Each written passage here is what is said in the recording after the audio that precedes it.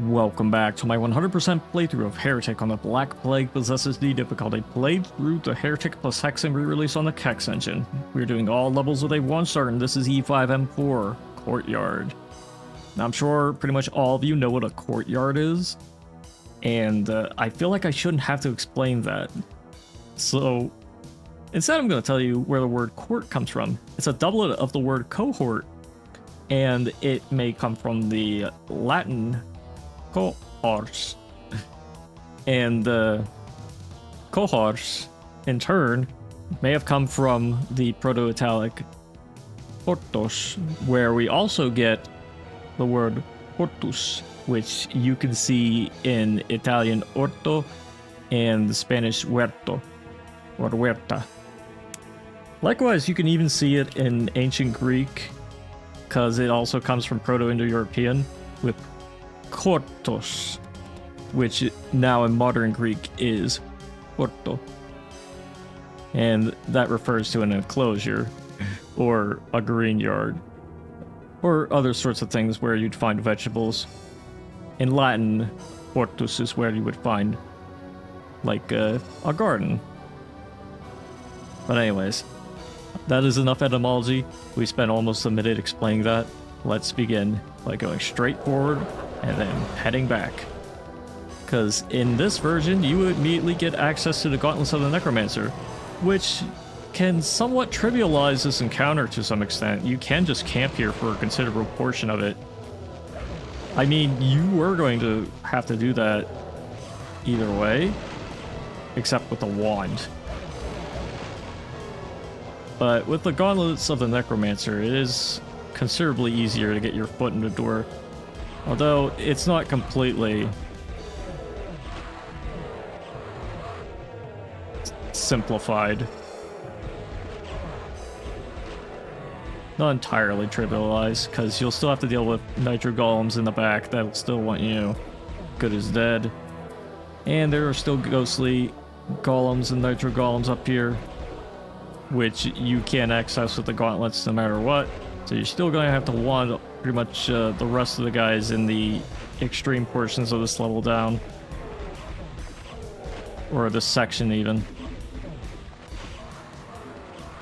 But you can still run up to their faces and zap them if you really feel so inclined to do so. And it can work out for you. Now originally this is where you would find the Gauntlets of the Necromancer. But since they aren't here anymore, they're instead here.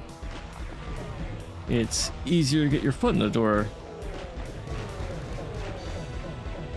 So I'll let you decide if that's a good thing or a bad thing with this level. Because that's pretty much the big thing that I remember about this part, is that it was pretty difficult to get a foot in. Although, you can just wand it out. Anyways, we're still going to use our trusty wand for a good portion of these enemies for this section. If you're feeling so bold, you can go up and zap them with the Gauntlets of the Necromancer. And you may or may not get decent results out of that. Like... well, I already wanded them up pretty good, but you get the idea. Anyways, you can get a silver shield and a quartz flask in this area, and also here. We're just going to stand right here so we can wake up some enemies. And also standing right there allows you to get access to the Shadow Spear. But when you get the Shadow Spear, you'll have to watch out because there will be nitro golems in these openings that will reveal themselves and try to ambush you.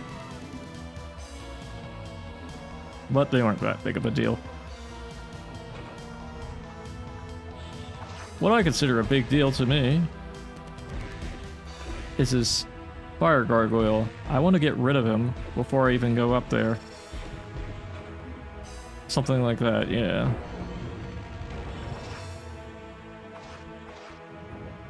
Now we can kill the rest of these enemies with the gauntlets. And this is how you get up here.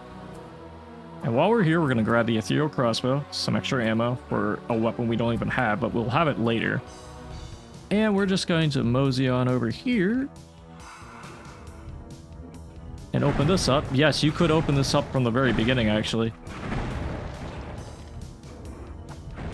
But I chose to do so right now because I wanted to be properly equipped for such an occasion.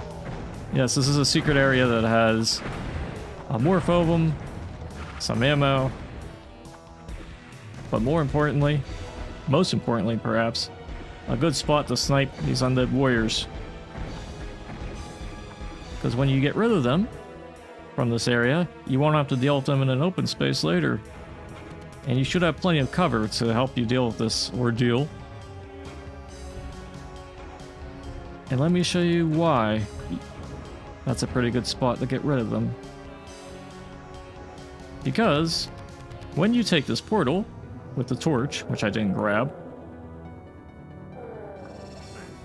you will be encountering them here alongside some golems in the muck. And when you stand right where that undead warrior was in the dark area that doesn't lower, you'll raise these platforms up. And this platform will lead all the way over here to where you can find a dragon claw. Now when you get the dragon claw, you could probably use it on the extra golem there. Or the 2 golems if you happen to decide to fight them at all. But either way, you'll have to get ready to drop down here and grab the yellow key. We're going to use the dragon claw to kill this fella. And I'm going to open this up by standing right here. And when you go back out to this spot, you'll encounter a few gargoyles that will have appeared in these new openings. And likewise, you'll also encounter some disciples from the place we just escaped from. And I'm just letting them come out. And when you try to go into these areas, you'll encounter some more gargoyles of the fire variety. But if you're feeling cheeky, you can use those time bombs. Provided you don't bomb yourself in the process. Well, there are some pickups here that you can use.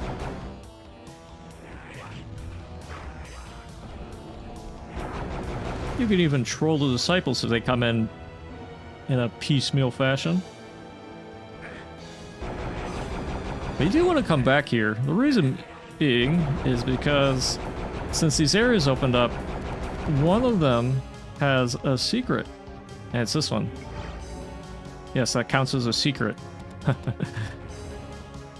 Okay, so if you take this portal, though, you'll be sent back to here, and when you activate that trap with all the disciples, this one will open up as well, which also has disciples. And when you go into any of these areas that just open up with the disciples, you'll open this one up, and it has a ghostly undead warrior guarding a mystic urn. And that's not a secret, but could be. If they wanted to tag it as such, but they didn't. Oh well. But now we have the yellow key, which means we can finally go through this area. And when you do, you'll meet a bunch of golems. What a good place to use the time bombs. But if you don't, that's fine.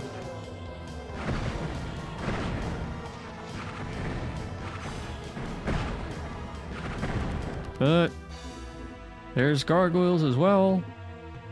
And something else that we're going to get out of the way right now is we're going to grab this hell staff. And when you do, you'll encounter a Molotar. Now with this Molotar, you just want to just immediately start firing at him. And stay like right around here, roughly. Like between the stairs. It's pretty safe. But not in between them like I was for a second there. Otherwise you might get hit by those projectiles. Anyways, you just spam your projectile at him, and he goes down pretty quick. Anyways, we're going into here to get all this stuff as well.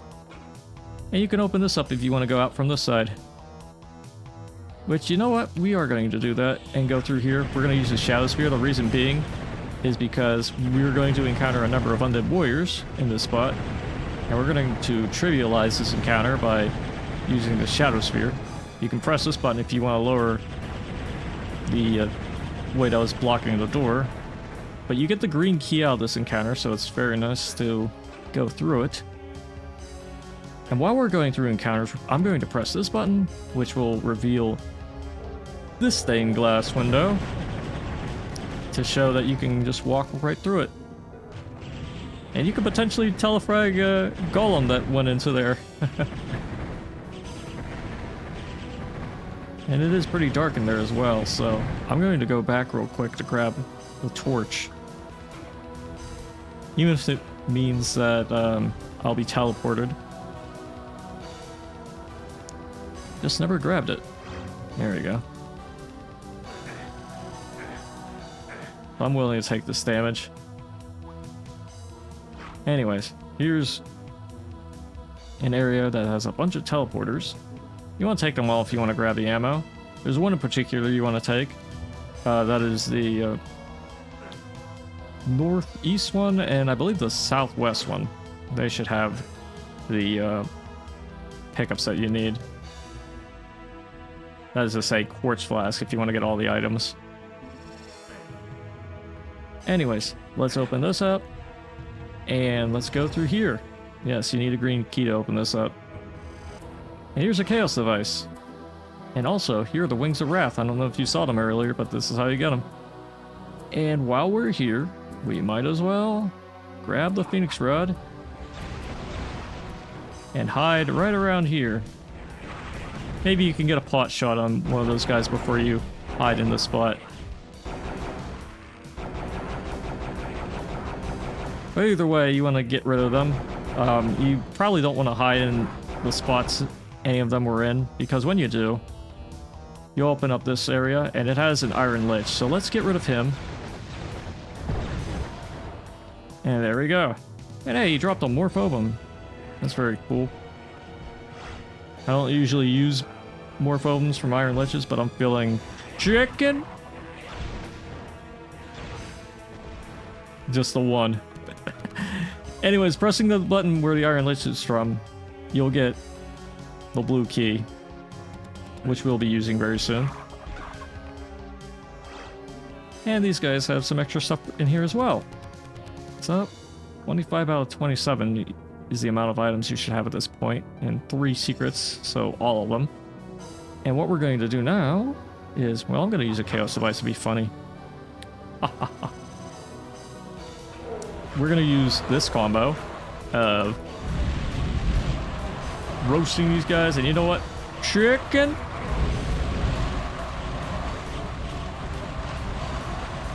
Yeah, there's this whole encounter with a bunch of ghostly nitro golems. You can get through this without using the Ring of Invincibility, but since you have the item, you might as well use it, right? That's how I feel, at least.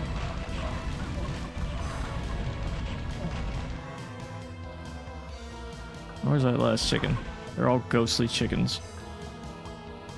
Speaking of enemies that may or may not be ghostly, here are some disciples. And here's another Tome of Power. Slightly overkill, but we can work with that.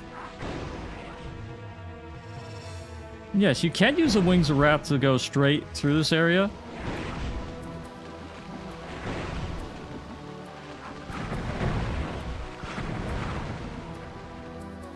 But if you want to do it normally, or when the wings run out, you want to press that button, and it will reveal this opening. There's some more disciples here, though.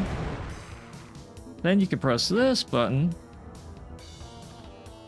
and ideally you should have gotten the quartz flask from this spot here. But when all is done and said, you can just go straight into this area, press the button when all the kills are acquired, and you should be good. Alright, so that's the courtyard. And yeah, the start of the level with the Gauntlets of the Necromancer moved over to a spot that's more easier to get.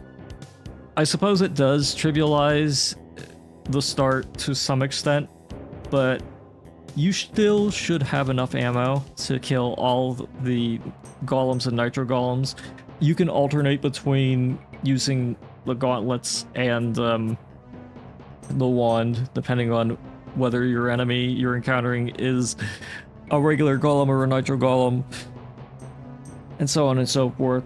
In the original Heretic, you could also get some light infighting going on at the start as well, because the regular golems could potentially body block the shots they get from nitro golems, and that would have the nitro golems infight with the regular golems and so on and so forth.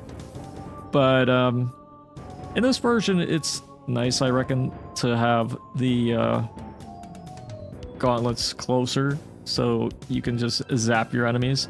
Like, you could have still used the staff in the old version of the map, and it could still work out, because that's pretty much what I did when I played this level with the Wayfarer's Tome way back when in 2020. But yeah, aside from that intro, a lot of these things are pretty straightforward. The only thing that I'll miss from this level is not being able to zap the Molotar's crotch with the toned up gauntlets. Oh well. Anyways, we are done with this video. Stay tuned for the next one, where we go into a level whose name is difficult for me to pronounce. And honestly, by extension, anybody will have difficulty pronouncing this one, because it's not an actual word. I'm talking about E5M4 Hydrator. Well, until then, I'll see you when I see you, so see ya.